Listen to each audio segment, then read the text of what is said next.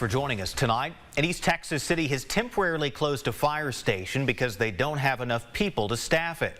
We're talking about fire station number 4 on the south side of Marshall, one of the city's 3 fire stations. KLTV7's Bob Hallmark has more tonight on the reason for the closure and whether or not safety is being compromised as a result of this closure.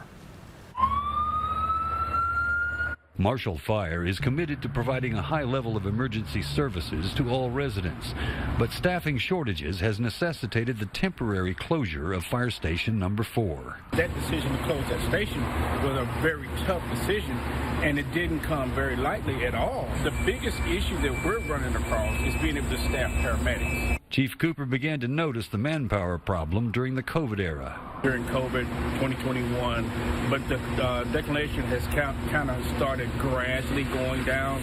To ensure a standard of service to citizens of Marshall, the decision was made to consolidate. Serving 23,000 residents just in Marshall, the call load is huge. We're handling somewhere, close to 6,000 runs a year.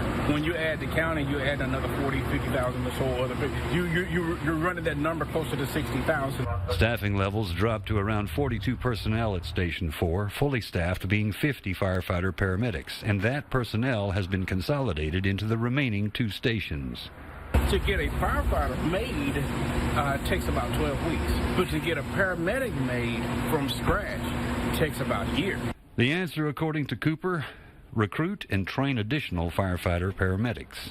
0 miles per hour to 100 miles per hour with someone's life in your hands. We want a type of individual that puts individuals first. Bob Hallmark, KLTV 7 News. Now, the Marshall fire stations further to the north on Grove Street and Indian Springs Road remain open and fully staffed.